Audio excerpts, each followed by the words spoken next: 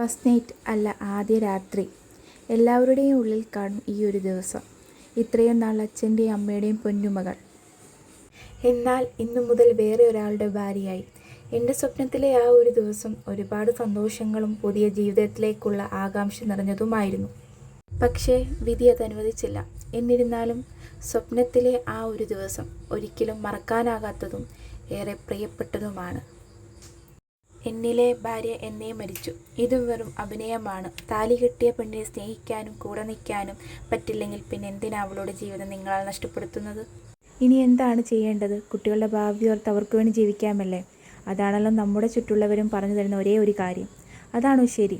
അവൾക്കും സ്നേഹവും പരിഗണനയും കിട്ടണ്ടേ? എന്നാൽ അവളിങ്ങനെ നീറി ജീവിക്കും. താലി കെട്ടിയവനെ മനസ്സിലാക്കാൻ ഏറെ വൈകിപ്പോയിരിക്കുന്നു. കാരണം അന്ന് അവൾക്ക് അയാളുടെ പഞ്ചാര നിറഞ്ഞ വാക്കുകളും കരുതലുമൊക്കെ തന്നോടുള്ള ആത്മാർത്ഥമായ സ്നേഹം കൊണ്ടാണെന്ന് അവൾ അടിയുറച്ച് വിശ്വസിച്ചു. ഈ ഒരു അവസ്ഥ എന്നെ ഭ്രാന്തിയാക്കുന്നു. എൻ്റെ വിഷമവും പ്രയാസവും ആരും അറിയുന്നതും മനസ്സിലാകുന്നതുമില്ല. എൻ്റെ സ്നേഹത്തെ അയാൾ ക്രൂരമായി തള്ളിക്കളഞ്ഞു. ഞാൻ ജീവിച്ചിരിക്കെ എൻ്റെ മരണത്തിലേക്കായിരുത്തി. എനിക്ക് താങ്ങാൻ പറ്റുന്നില്ല. ഓരോ രാത്രികളിലും എനിക്ക് പ്രയാസകരമാണ് തള്ളി നീക്കാൻ. ഉറങ്ങാൻ കഴിയുന്നില്ല. അത്ര തീവ്രമായിരുന്നു എനിക്ക് അയാളോടുള്ള അടങ്ങാത്ത സ്നേഹം. ഇതൊരു ഓർമ്മപ്പെടുത്തലാണ്. ഇത്രമേൽ ആരെയും വിശ്വസിക്കുകയും സ്നേഹിക്കുകയും ചെയ്യരുത്. നിങ്ങളെ സ്നേഹിക്കുന്ന ഒരാൾ ഒരിക്കലും നിങ്ങളെ കരയാൻ ഇടയാക്കില്ല. എങ്ങനെ സഹിക്കാനാകും? നമ്മളെ സ്നേഹിക്കാൻ പഠിപ്പിച്ചിട്ട് സ്വന്തമാക്കിയതിനു ശേഷം സ്നേഹം എന്താണെന്ന് അറിയാത്തതുപോലെ. എന്തെല്ലാം സ്വപ്നങ്ങൾ ഒരുമിച്ച് കണ്ടു.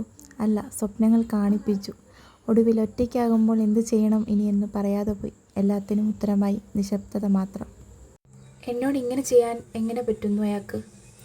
ഒരു സമയത്ത് ഞാനില്ലെങ്കിൽ ജീവിക്കാൻ കഴിയില്ലെന്ന് പറഞ്ഞ ആളാ ഇന്ന് എന്നെ ഒഴിവാക്കിയത്. എനിക്ക് പകരം വേറൊരു പെണ്ണ്. ഇല്ല, ഞാൻ വിശ്വസിക്കില്ല. എന്നെ സ്നേഹിച്ച, അല്ല ഞാൻ സ്നേഹിച്ച, എൻ്റെ മാത്രമെന്ന് 24 മണിക്കൂറും പറഞ്ഞുകൊണ്ടിരുന്ന ആ ആൾ തന്നെ. അതൊരിക്കലും ഒരു പെണ്ണിനും ഒരു ഭാര്യയ്ക്കും സഹിക്കാൻ പറ്റുന്നതല്ല. കാരണം അതവളുടെ ജീവിതമാണ്, പ്രാണനാണ്. ഇനി എന്താ ഞാൻ ചെയ്യേണ്ടത്? മരണം എന്നെ മാടി വിളിക്കുന്നു. അതുതന്നെയാണ് വേണ്ടത്. പക്ഷേ പറക്കം പറ്റാത്ത കുഞ്ഞുങ്ങളെയോ? എനിക്കതിനാകുമോ? ഇല്ല, കഴിയില്ല. എനിക്ക് ജീവിച്ചേ പറ്റൂ. എൻ്റെ കുഞ്ഞുങ്ങൾക്ക് വേണ്ടി. അവർക്ക് ഞാൻ വേണം. എനിക്കൊരിക്കലും മറക്കാനാകാത്ത മുറിവുകളാണ് ഉണ്ടായത്. അതെന്നെ വേട്ടയാടിക്കൊണ്ടേയിരിക്കും ജീവിതകാലം മുഴുവൻ. ഒരു ദിവസം എൻ്റെ വിഷമങ്ങളെല്ലാം കനലായി മാറും. രാവും പകലും എൻ്റെ അയാളായിരുന്നു. ഇന്നെനിക്ക് രാവും പകലും അപരിചിതനെ പോലെയാണ്.